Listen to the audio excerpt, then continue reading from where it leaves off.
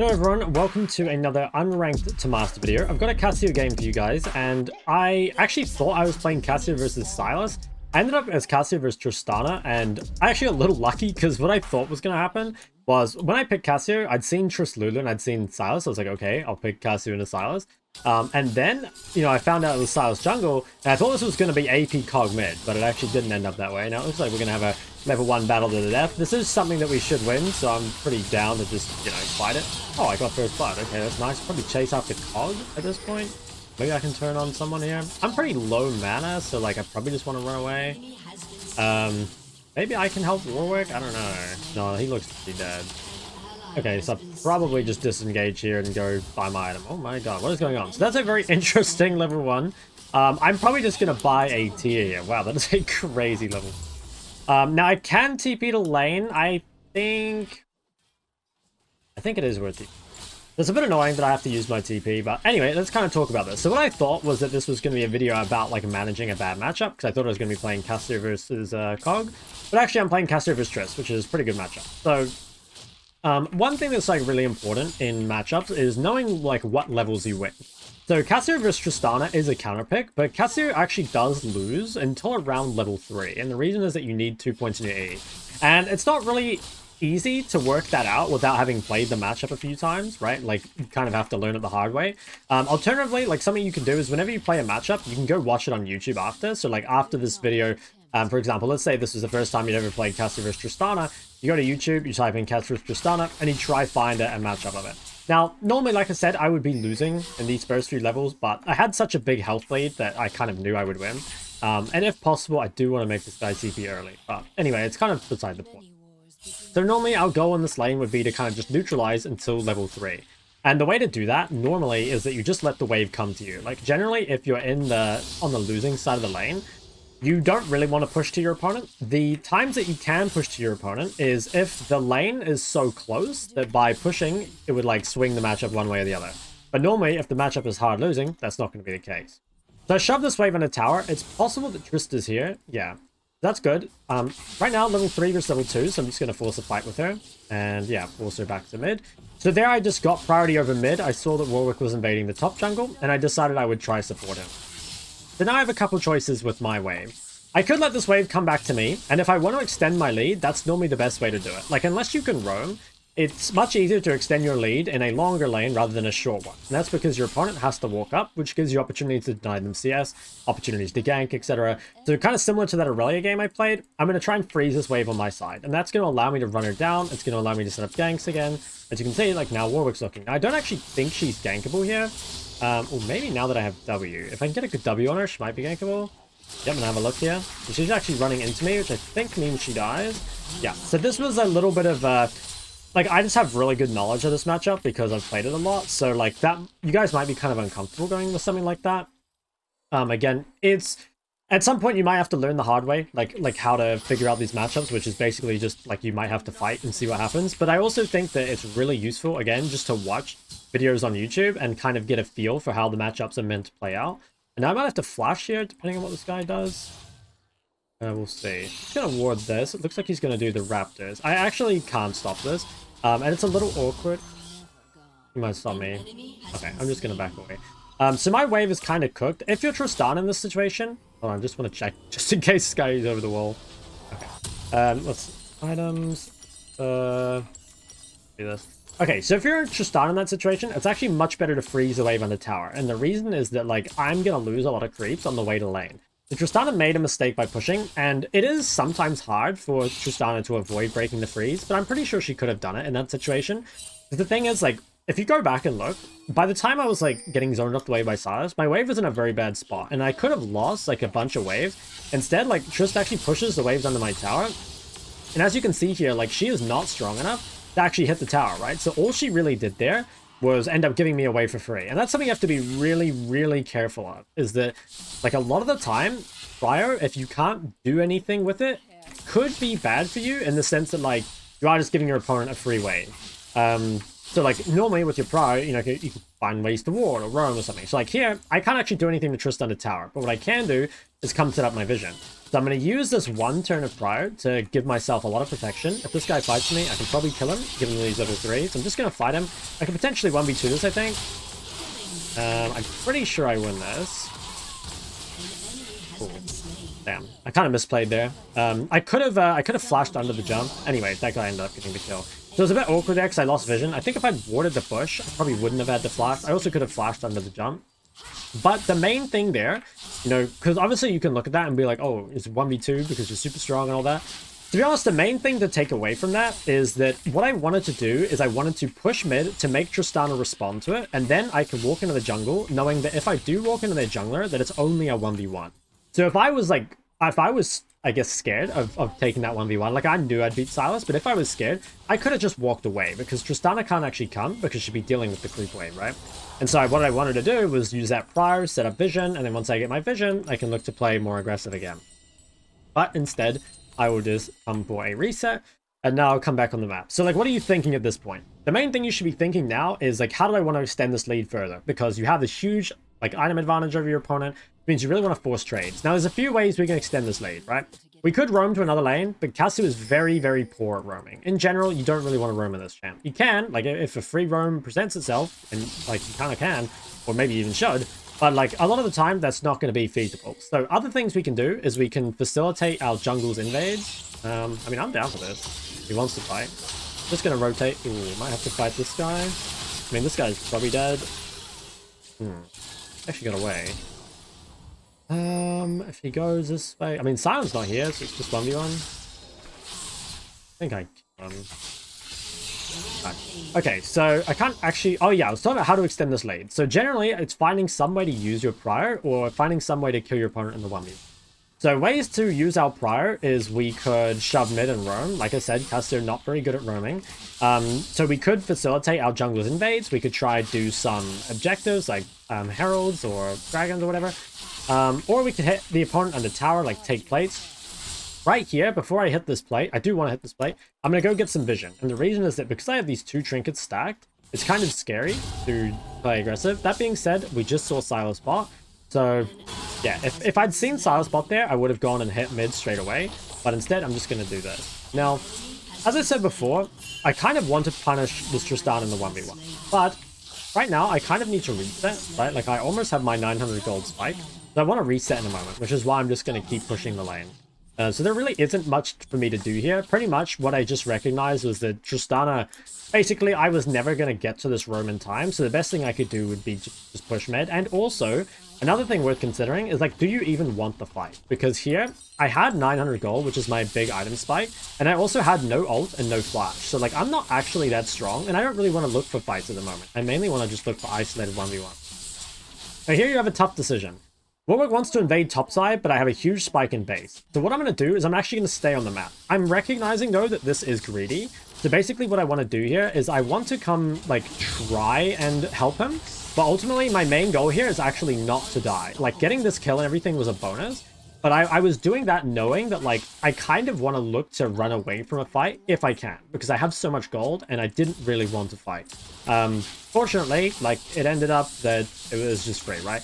And I think this just ended up being a kind of super one-sided game, right? Like, I think it's kind of unfortunate, but there really isn't too much to this, right? Like, we have 3 winning lanes, and the game, you know, kind of one-sided. But, I mean, I'll do my best to talk through it anyway. Yeah, I'm just going to wait a little more gold, and I'm probably going to TP on the map. You could maybe save your TP here. Like, you could walk out of base with less than 400 gold if you wanted, but I think just getting the item, TPing is better. These guys are talking about draft lobby. It's not actually draft. No, I just checked. I was getting scared. Like, did I actually queue into a draft game? But no. Anyway, let's shove this. Right now, so I mean, the main thing to be careful of right now is that my jungler is topside, so making a play bot side is probably bad. Now, I am very, very strong. So I could, like, kind of break the fundamentals by just running bot here, right? Because I'm so strong that I could probably make a successful play here. But you would be doing this because you're smurfing, right? Like, that's not actually a good way to play. Like, unless you're very ahead, or unless you're, like, actually turbo 1v9 that you can win with a numbers disadvantage, the best thing to do here is just to play towards whatever your jungler is doing. So if your jungler is playing top side, you should also look to play top side. If your jungler is playing bot side, then you play with them. You know, same way. And I think we can kill this Tristana. Yep, looks like a dead Trist. As you can see, like here, playing with my jungler made this a lot better. Like I could have maybe coin flipped the roam bot, but it would have been... Honestly, like again, it might not have been risky because I was just so strong. Like I am 6-0 at 10 minutes, but I really think that's like unrealistic. I think if you're playing in your elo, the better decision is just to, for the most part, like 9 times out of 10, just play to the side that your jungler is playing to, because it's going to be overall like way more good. So here, another thing to be careful of. Look at the map. I have no vision bot side and no vision top side. So I do have flash, which means I'll probably be safe. But when you're in this position, you really really need to either play safe or get some vision down as soon as you can. So I placed that vision bot side, and now that gives me a window to hug to, or a side to hug to, sorry. And we really need that, because if we don't have that safety, it's going to be kind of hard. Now, obviously, I have a huge item advantage just this guy. So I could freeze this wave, and if you want to deny the most gold possible to Tristana, you probably do want to freeze this wave. But there's probably more we can do by pushing, but just not yet. So, like, the thing is, like, what's the word? Like, I want to be able to extend my lead further, right? But right now, bot's ungankable. You can see that, right? Like, they're full HP. They're not even in the lane. Top, I maybe could have ganked, but my jungler wasn't in position yet. So, like, just on that little window, there was actually nothing to do. So what I'm waiting for is this Warwick to be finished, like, clearing his camps. And then once he starts looking in river, I'm going to start looking to push as well. Until then, I'm just kind of, like, holding my wave in, like, a safe state here, trying to keep myself safe from ganks and trying to make Tristana more gankable. Now, as you can see, this guy, he wants to path to dragon pretty soon. So what we're going to do is once he starts dragon, once he starts kind of looking in that bot river, I'm going to start reversing this wave. But until then, I'm just going to keep trying to deny because there isn't anything for me to do. As you can see, Warwick is now looking to invade. I'm going to start pushing because at this point, it's actually more beneficial for me to get in the river and help my jungler than it is to deny creeps to Trist. So he's looking for a gank top. I could have a look and see if I'm needed there. It kind of looks like I'm not. So I'm probably just going to hang out on the river for a little bit just to see if I do need to go there. The thing is, you want to be careful because if you, like, let's say I'd walk top there. The problem with that is I would end up giving this entire free wave to Tristana, which is, like, not what you want, right? Like, if you're this far ahead, in the same way that pushing waves into their tower is bad, you don't want to just, like, let your enemy mid have uncontested mid waves. And something I talk about a lot in my prior guide is making sure you don't seesaw mid priority. Like, what you don't want is for you to get mid prior on one wave and then, like, give it up and your enemy mid gets prior on the next wave, right? We don't want that. We want to just, like, have our own prior the whole time. Now, Tristana is in base, so I'm probably just going to shove this and try and force her to TP. If she doesn't TP, then perhaps I could take a plate. Alternatively, my jungle is looking for a gank, so I could run into bot river right now, which is what I'm going to do. If my jungler weren't bot, let's say my jungler were top, I would probably just hit mid. But now, what we're forcing is a play with a numbers advantage, right? Like, I know that my jungler's in this play, and I also know that I can be here and Trist can't. So I'm going to come down. Looks like I'm not actually that needed in this play. Yeah, I didn't... Ooh, I don't know about that one. Yeah, I guess it worked. But I did a little bit there. Tristana is probably here. Just going to ping that. And then we probably just back away. Ooh. Maybe we can kill her, actually. I think she probably would have used her gun. Yeah, okay. So, now, what's my plan next? I mean, I have a lot of gold, but I want to... Well, I'll shove one more wave, maybe. Honestly, I think I should have... Yeah, I think I should. So I kind of misplayed here. I thought maybe I needed a bit more gold. I'll just reset now. So what you're thinking right now is you want to base around your next spike. So that could be, depending on how much gold you have, it could just be Haunting Guy. Or it could be Blasting One. Or it could be, you know, a combination. It could be like, I don't know, a Blasting One and an Amp Tome or something, right? Now in this situation, I had a full Liandry. So I wanted to base on that. Important again, though, was that I really avoid fights until I have that Liandry. Like, I made a play bot. I invested a lot of time. I invested a lot of resources into making that bot play. But after that, you need to play a little safer, right? Like, League in a lot of ways is a turn-based game. Like, your team makes a play, and then you kind of have to, like, chill for a bit. You have to wait. You've got to get your resources and stuff. Now, I do want to come to this drag. I do kind of want to shove this wave first, if he can play it slowly. I'll talk about that in a sec. Let me just play out this fight. Oh, I actually got it. Okay, so when you guys see that, you guys might be tempted to immediately run to drag. And generally, I mean, sometimes, I won't say it's like never the right idea, but generally it's not right. And the reason is that if you want to make it a numbers advantage fight, the way to do that is to shove mid first. Use the fact that you're stronger to make Tristana so that she can't come. Because the problem is if you just run there straight away, Tristana can follow you. You might be scared to walk through the fog maybe, but generally like she will be able to. Yeah, I do want to fight this. She's a lot stronger. To be honest, there isn't really anything to learn from this other than probably don't split your targets. What the? That looks so weird. Yeah, I mean, we're just so strong, so they don't really have many plays. But like I was saying, the most important thing about contesting that drag was shoving mid first and making sure that Tristana can't come. And that way, if we do have a fight, it's with a numbers advantage. Again, like trying to avoid even fights if possible. Obviously, we're so far ahead that even fights don't actually matter, right? Like it really just comes down to we're so much stronger than them that we probably could win a 2v4 or something. But I think it's still really important just to play to the fundamentals. And that's something I really want to stress. Like even though this game is like pretty one-sided at the moment, it's still like I'm not playing this game. I mean, I could maybe play it a little more aggressively, but for the most part, I'm trying to just play to the fundamentals. And those things like exist in every elo. It's not like challenger specific. It's definitely not low elo specific either. Like the game does work the same way in every elo. It's really the only thing that changes is like the inputs in a way. Like your team might not be in the right location, but that still means that you have to like play around that, right? And it's very possible that your challenger players could be, you know, out of position. Now, I could buy a Mejais. Again, because I'm smurfing, I probably could buy a Mejais. I won't, because I think it's probably the wrong thing to do. So I'll just, I think they win that fight without me. I'll watch with TP in case they need me for this fight. But I don't think they do, so I'm just going to walk off. But yeah, so the Mejais thing. So Mejais is really good if you're certain that you won't die, right? If they don't have a lot of threat into you and you're super strong. Now, this game, I think you could argue that maybe I'm ahead enough that I just don't need it at all. But, I mean, I don't have flash at the moment, and like I said, I'm kind of... I think I could probably get away with it because I'm playing at an elo below me, but I think it's probably not worth the risk. Like, if you have 700 gold shutdown and, you know, a stacked Mejais, there is a chance that, like, if you die, the game could be in, like, a really, really bad position. So, it's an unnecessary risk. You could take it if you feel really confident that you won't die, because Mejais is very OP. Like, again, if you're certain you won't die, the item is broken. It's an insanely good item, but the moment you die, it becomes, you know, pretty worthless. So my main goal now is to shove the side wave as far as I can safely. So I want to, you know, try and get this wave out of the enemy tower if possible. This guy might ult me. I will kill him though if he does it. He has a lot of AD though. So I want to get this wave on a tower. The thing is, right now, as you can see, I have no vision bot side and my jungler is top. So it's quite risky to shove this wave in. So what I probably want to do first is get some vision. But walking in here just to get vision without anyone showing on the map is very risky. So the way you get vision here to begin with is you wait for people to show. So now we see Silas top, we see Trist mid, we see Sion bot. So now that we have these people showing on waves, I'm going to come in and get this because it's pretty unlikely that Cog Lulu are going to be here. If you wanted to play ultra safe, you could wait for them to show mid. But it looks like they were just on red buff, so it was fine. Now I have a little bit of vision for myself. I still need to play a little safe because my Warwick is on top, right? But my Warwick is resetting, so eventually he will be here. I could keep pushing, but I think what I'm going to do is because I have Rylai's, I'm just going to reset right now, especially because that sinks my pressure with Warwick. So like, what I don't want, let's say you stayed one more wave. You shove one more wave and then you base. The problem is Warwick will be looking to fight while you'll be in base. Now, even my base here is arguably like a little late. Like maybe I should have based ever so slightly earlier. And got off the map quicker. Because it's quite weird for my team to be making a play mid, but for me not to be ready in the side lane. Now I do have TP from mid. Do I need to TP to this? I think the answer is yes. I'm going to look for a TP flank here, and I think I should be able to get killed.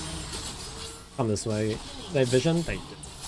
That's fine. I think we should be able to kill the Sion, and then we can maybe kill the Lulu. I do have a... Get one more Rylai slow? Yeah, okay, so she's dead. Nice. Okay, so next I want to go again to the side wave. I'll shove this in and then we will, yeah, we'll just like keep shoving the wave in.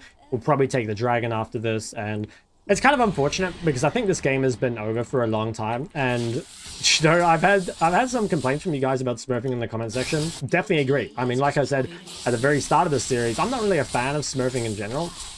But I think there is like quite a lot that can be learned in this game, right? Like I think when I do these kind of smurf videos, I do try and lay out like more of the basics, like some of the things that maybe wouldn't be happening, or like I find it hard to talk about when I'm playing in Challenger Elo because it's kind of like, I don't know, there's already like all this context in Challenger that I've like already I guess, like, kind of expect people to know. But I guess when I'm doing this, I'm kind of expecting people not to know anything. That makes sense. I don't know. Maybe that's just code. I'm not sure. So right now, what's our next objective? Well, I do have a fair amount of gold, so I could look to reset, but I probably need to reset on this. Like, I need 1250 gold, so I need to shove one more wave before I base. So I'm just going to come shove this. I think I should be safe. Like, I have fairly decent vision, and I see people, and now I'm going to reset. So this is a little awkward, because I am late on the map, right? Like, my team is kind of ready to pressure. In fact, they're looking to fight, but I'm off the map. So if you're Camille here, the reason this goes bad for Camille is because she's fighting at the wrong time. Like, I was resetting bot, Warwick is doing prompt, Senna's not even on the map, and now they all die, right? And so this guy, like, pings Cogmore, and, like, I get it. It's kind of frustrating, right? Like, he went on her, he thought he could kill her, but he couldn't, right? But it has nothing to do with that. It literally has nothing to do with that. It's just all to do with fighting at the wrong time. Like, he didn't wait for people to show. He didn't wait for us to be on the map. If you're the enemy team here, probably what you want to do is Hail Mary that Baron. I honestly think that's the only way they could win right now, is if they could just one-shot that Baron, and then maybe they could win. Now it's a bit hard because, yeah, I mean, the jungler died, which means we'd probably just kill Baron. They might come contest with Cogmore. I do have Flash, so I can probably just kill him. But, yeah, we should be able to get this. And then, I'm really surprised they have an FF. I mean, I guess Cog thinks he can carry, which, in my mind, is kind of impossible. Like, I think something I always do on my higher elo accounts right now is ban Camille. Because being the one carry against the Camille feels so bad. Like, if you're the one really good player on your team, and then you just get ulted by Camille every fight. Super, super unfun. So let's shove this in. Again, we need to be careful. So similar to the Camille, right now, like, Warwick's in base, right? Samira's pushing top. Camille is not yet at the enemy bot tower. So if we were playing aggressively here, we would probably die. Because we don't see anyone, and our team isn't ready. There's an argument that maybe our team should be here, right? And maybe in Challenger they would be. Or maybe in Challenger, we would have all reset.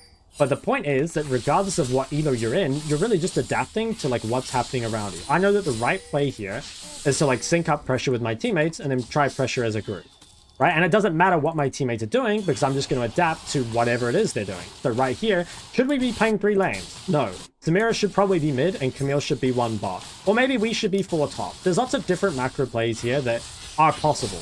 But what is, like, reality is different from, like, what the, like, optimal is, maybe, right? And so what's reality is that they weren't ready to pressure, but now they actually are. So, like, right here, you know, we look for a fight mid. I think I can just kill Cog. Just ult him. He actually does a lot of damage, though.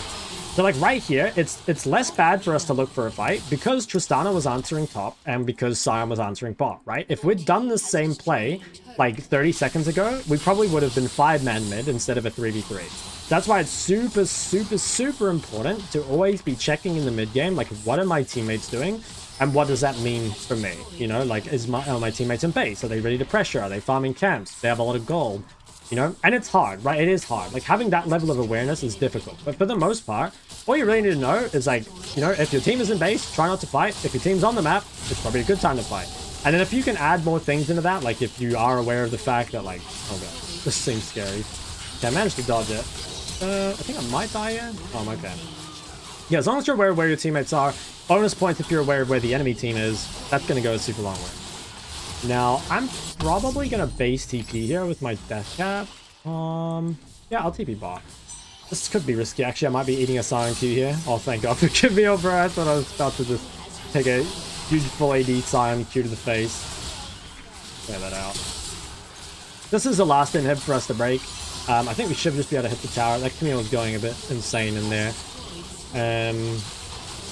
Okay, nice. Okay, so clear this. I think I gotta run away. Not this guy. So I think I'm dead. My Ceres is in 2 seconds. Damn.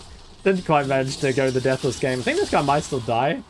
Okay, he doesn't quite die, but the inhib dies. I'm very impressed that these guys haven't FF. It's a shame, though, because if I lived there, I could have been able to end the game. Instead, that's going to drag on for another couple minutes. So, at this point, there really isn't too much to think about. So, I'll probably already kind of talk about, like, I guess what the takeaways were. So, I think the main things that I said for this game that you probably want to go back and have a look at is, again, like, a lot in the mid game of just, like, playing around where your teammates are and what they're doing. And also in the early game, like, how you can kind of change your wave control based on what's happening, right? Like, pushing is really important when Warwick is looking to be aggressive. And Like freezing is kind of nice if we're unsafe or we don't have vision or Warwick's not ready to pressure or anything like that, right? Your wave control can kind of like be, it can be pretty fluid, you know, like if you're really good at understanding like what waves do for you, like a pushed wave allows you to pressure enemy tower, allows you to get wards, allows you to, you know, look for aggressive trades. And knowing that a defensive wave allows you to set up ganks, it allows you to, you know, like be safe without flash, protect yourself from ganks, it allows you to potentially run your opponent down the lane. You know, there's like kind of pros and cons to each, you know, wave. And so not only knowing like how to do them, but also like why and what they do, that's like pretty important. So this is kind of troll what we're doing here. You know, like I said before, right now we're looking for a fight with our Warwick on drag. We can probably do this because we're so ahead, but it's better if we can just wait for this guy to be here. You know, it's much safer. And that looks like what we're going to do. Warwick is going to come through and then we should be able to end. The only thing really to be careful of now is maybe the cog. I mean, the cog is really, really strong, but outside of that, I think there's no real threat, and I do too much damage at this point, so yeah. I mean, to be honest, this game, like, my entire team won, so it was always going to be, like, a pretty easy game, right? But yeah, hopefully you guys still learned something from this. Okay, so our placements are completed at Silver 2. I will show you guys the elo of this game, because I can't remember if I showed it at the start. Maybe I did. But anyway, the elo of this game was, there was a couple platinums, right? Like, there was a plat 3 for the most part, the rest of it was gold. So hopefully my MMR will go up quicker, because I did play a game yesterday, or not yesterday, why did I say yesterday? Last time I made a video, it's actually a while ago, where I actually ended up against a plat, or like a Smurf that had like 86% win rate. So I was assuming that was in Smurf queue, but apparently I'm not yet. Anyway, hopefully you guys did enjoy this video. Personally, I actually didn't enjoy this game that much, mainly because it felt like it really was unfair, you know? Like I said, I do kind of regret Smurfing in some ways, but I think the educational content is worth it, and I really try and make it as educational as possible, and really try not to, you know, shit on the elo, I suppose, in a, what's the word, in a like a toxic sense. But anyway, let me know your thoughts in the comment section below. If you have any questions, please leave them and I will respond to them. Otherwise, go ahead, like and subscribe. I'll see you guys in the next one.